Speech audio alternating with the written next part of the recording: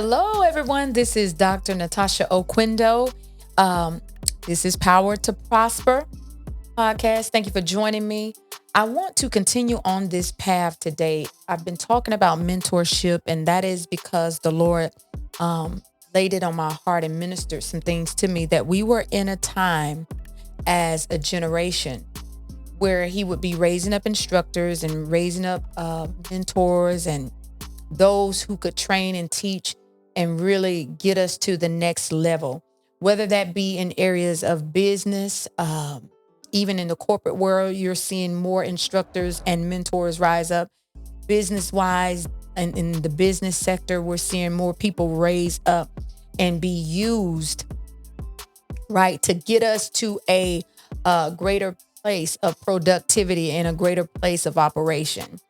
Whether it's ministry wise, we're seeing people raise up in the spiritual sense, helping people pray, taking their prayer lives to the next level. Even health wise, we were seeing people rise up and be nutrition coaches, workout coaches, different things of that nature, doing it digitally, right? To get us to a place and being more accessible.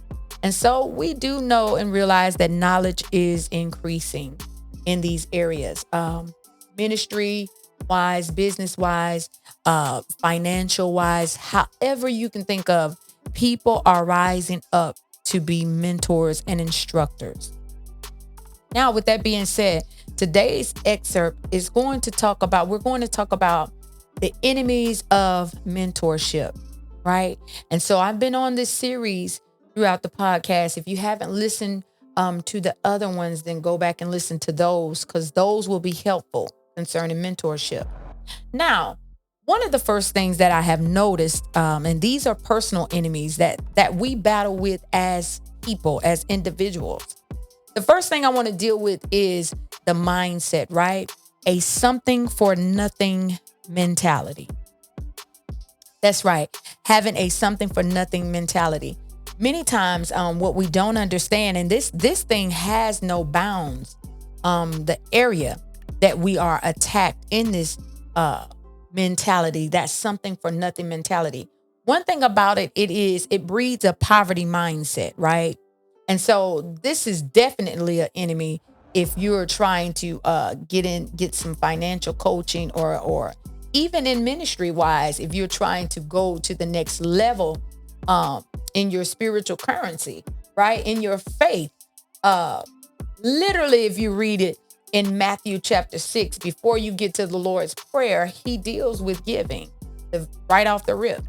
And so I say that to say, having a something for nothing mentality, literally it stems from a place of entitlement, feeling like you're entitled for something, or for somebody to do something for you.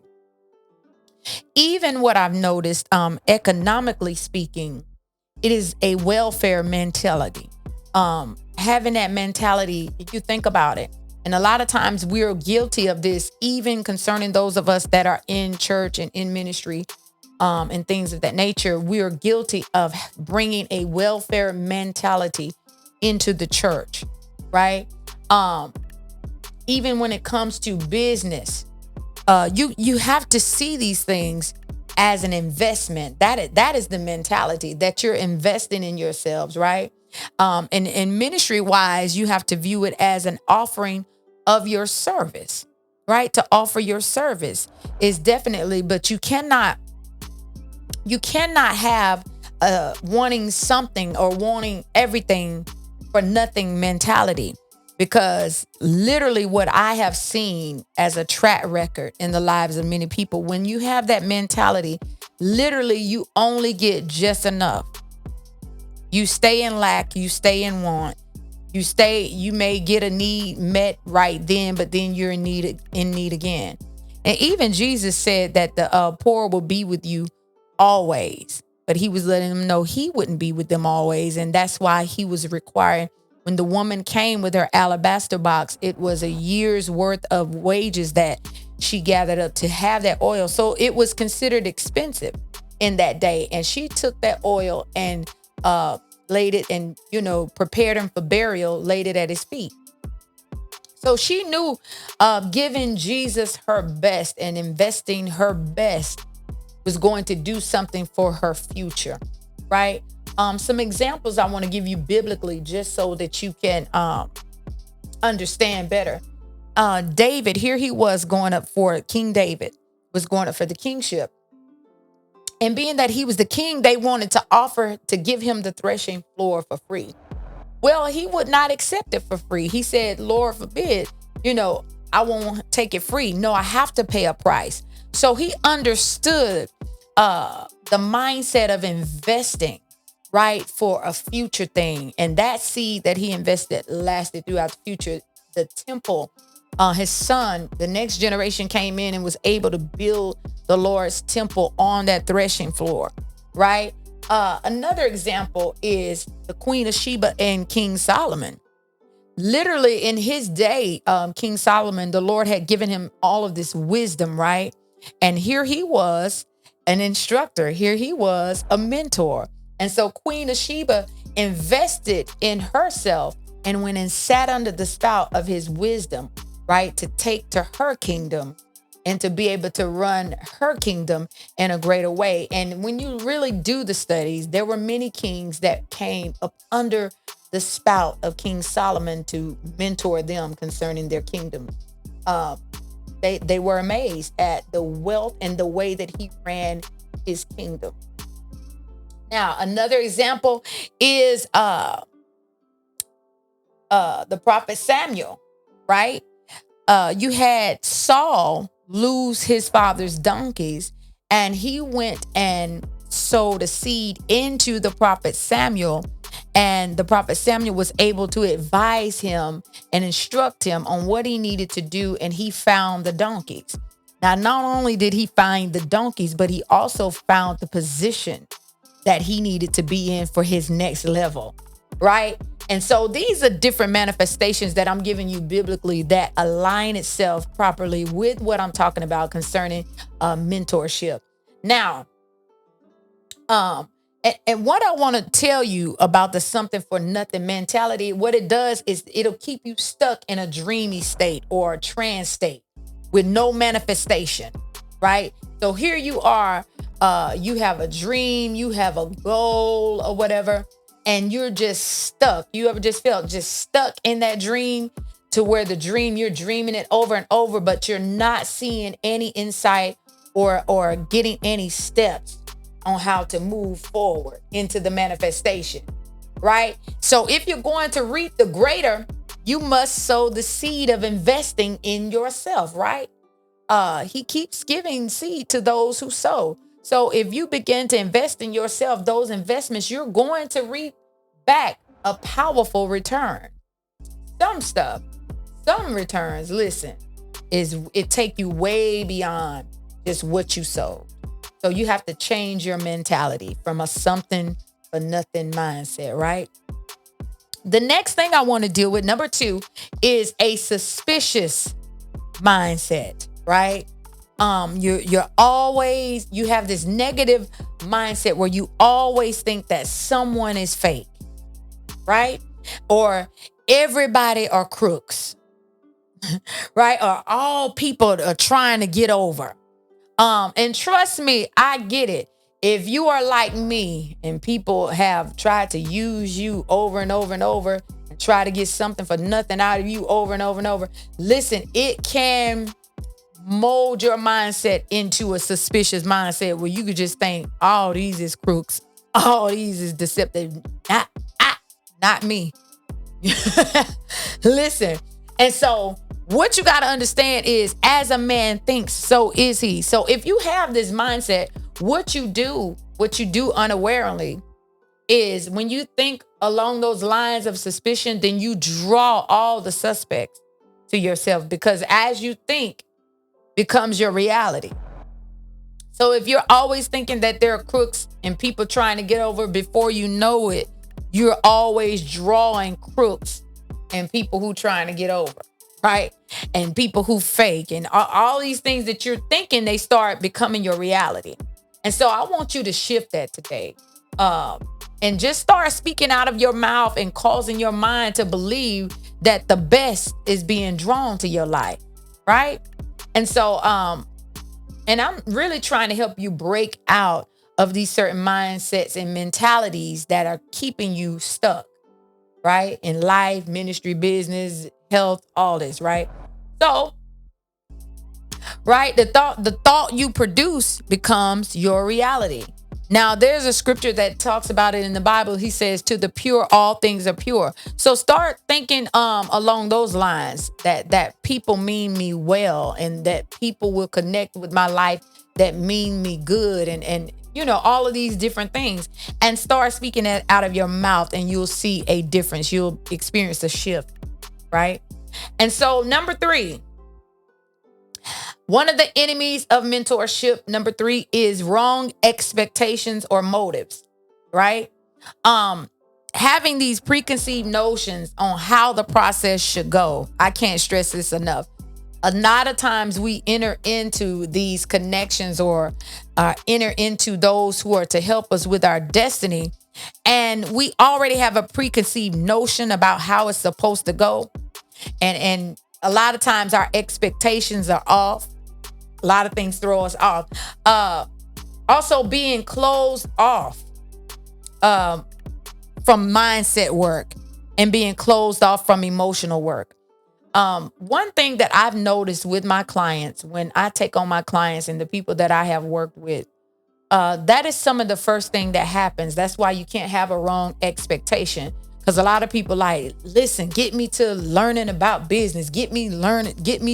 That's all I need. And we think that's all that we need. And it's not all that we need, because if that was all that we needed, we would have it. I want you to hear me. The bulk of going to your next level is not skill set, but it's mindset. And so you have to be open that some of your mindset is getting ready to be challenged. Your mindset, that the capacity of the way you think is getting ready to be challenged in order to expand it, so that the more that you're believing for, that you're desiring, can fit, right? And so even the emotional work, dealing with attitude, dealing with your emotional intelligence, you have to be open for that type of work, because that has to take place in order for you to fit into where you're trying to go. And just so you understand, there's always a tearing down before there is a building up.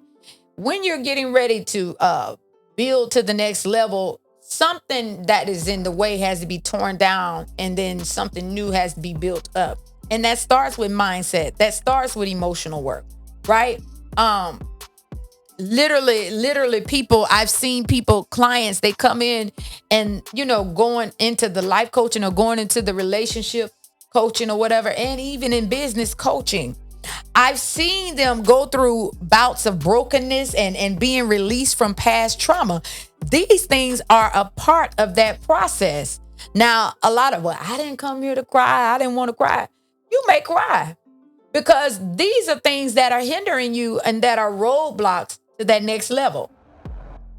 Another thing that I wanted to, within the wrong expectations and motives, is to understand, to not have this motive to become besties with your mentor or your instructor.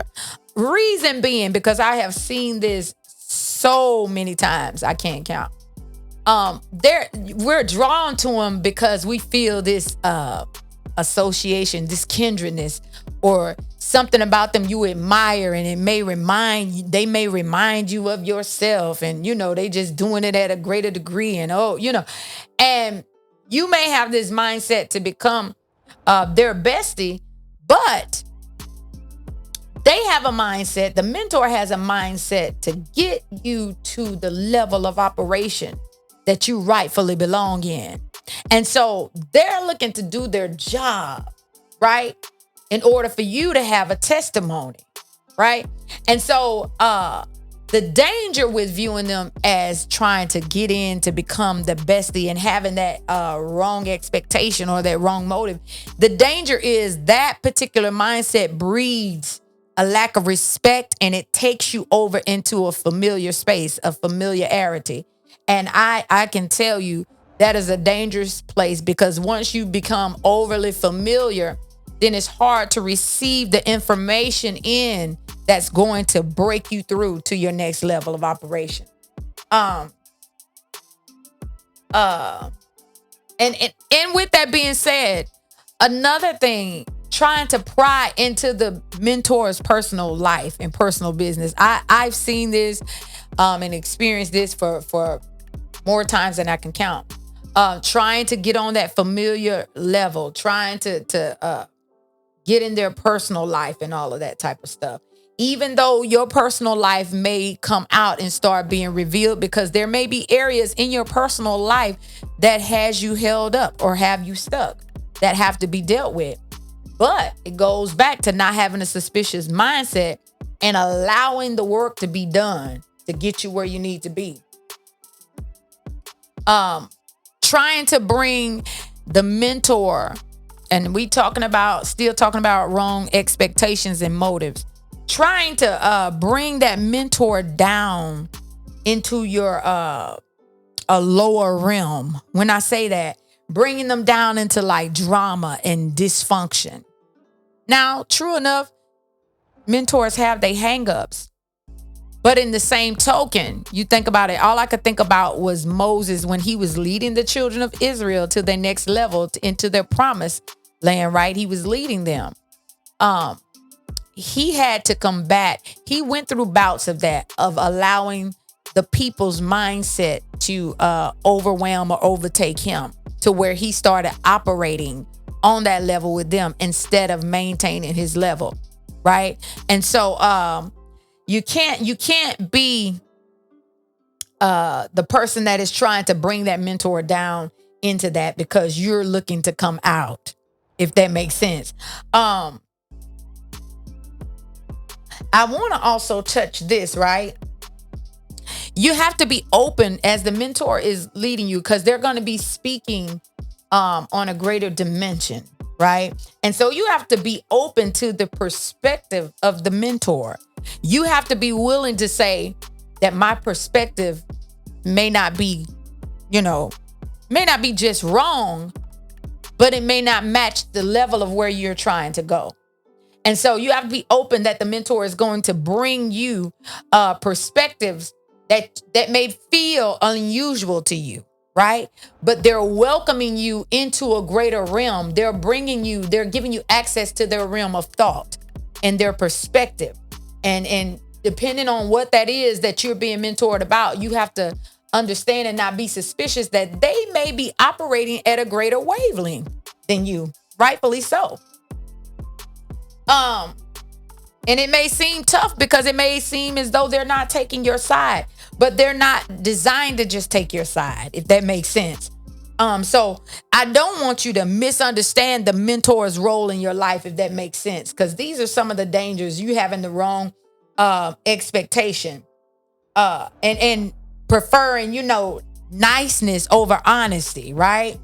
Oh, you're looking at the tone and all of this, and you're just preferring them to be nice. Listen, nice don't break you out of, into the next level. If you're so focused on the niceness of a thing, but you need to focus on the honesty of a thing or the transparency of a thing, right? So you can really, really break through into, and I'm going to give you an example. Maybe the mentor just come out and tell you they notice how you're moving and they notice your level of operation, and they may confront you and say, look, you're a procrastinator. You're procrastinating in this level. And let's deal with why you're procrastinating, because most times fear is the root cause of procrastination. And so maybe they're calling you out on your stuff and you don't like that. I don't like that you telling me that I'm a procrastinator. And you may know that you're a procrastinator. And you may know that you are fearful and afraid, but you don't like the fact that they're calling you out. But sometimes they have to sound that alarm and call you out on it. And what happens is you leave their presence and it begins to deal with you, right? even in your future state, it begins to deal with you. So that becomes something that you're aware of and look out for and try to combat. And see, that's to give you what you need to combat it, right? Maybe you're in it and don't even realize you're doing it, right? And so number 4, and this will be the last one for this particular installment. I want you to hear this. Not willing to put in the work. Now, this one is major.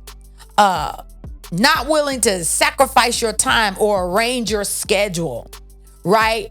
Not willing to put a plan in place or allow them to bring you through a plan or process. And not applying the strategies that are being given steps by step. I'm telling you, we always, as human beings, we like to put our spin on stuff. That's just us. We like to put our spin on stuff. And so we'll love to say, oh, well, it didn't work. But how much of it did you carry out? And what, did you really put in the time? Were you consistent? And did you really do what was asked of you or instructed of you to do? How much of it did you put your spin on? Right? Because we're trying to get you to answers. We're trying to get you to solutions. We're trying to get you to results. You get what I'm saying?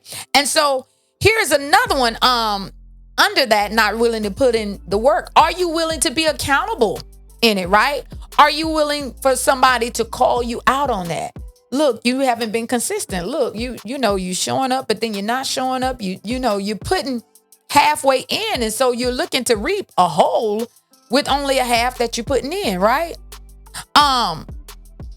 Wanting to have this loose and long range of freedom, right? Instead of discipline and order. That could be a hindrance of not putting in the work, because it takes discipline. It takes order. It takes consistency. It takes planning and sticking with the plan. It takes a system in place and sticking with the system and walking it out and putting your all into it and being gratuitous while you're walking through it. Having that praise mentality and praiseworthy mindset, that gratitude mindset, right? And not giving just grudgingly when you're walking this stuff out. And so also being accountable to your goals being accomplished, right? Having time frames, putting time frames and measures in place. I want to meet my goal by this time. And if I don't meet my goal by that time, okay, the mentor is saying, look, you didn't meet your goal. Let's re-strategize. Now let's see why you didn't meet your goal and being honest about that and dealing with that, right? And so this is the things that you have to be aware of when you're going through a time of mentorship, because your next level is at hand. And it's important that you meet it at the right time or the right era or the right phase in your life, right? We are being repositioned, and we are definitely wanting to reap all the blessings and all the favor and everything that we're supposed to have in this time and season of our lives. We want to be on time, in time, right? Functioning at a great level, functioning at an optimal level, right? This is Power to Prosper. I'm Dr. Natasha Oquendo. If you're looking for mentorship, for life coaching, also if you're looking for relationship coaching, visit my website at natashaoquendo.com. Listen, also join the Success Lab. That will be amazing for you, because it's going to deal with everything that you need, all making you equipped for everything that you need to go to your next level, whether that's life, whether that's ministry, whether that's business, and spiritually, because of course, the Holy Spirit is in the midst of this, right? And so I have enjoyed this. If you have enjoyed it, then go ahead, like, share, subscribe. Also, if you have any questions or you have any comments, let me know if it is a blessing to you. Until next time, be blessed.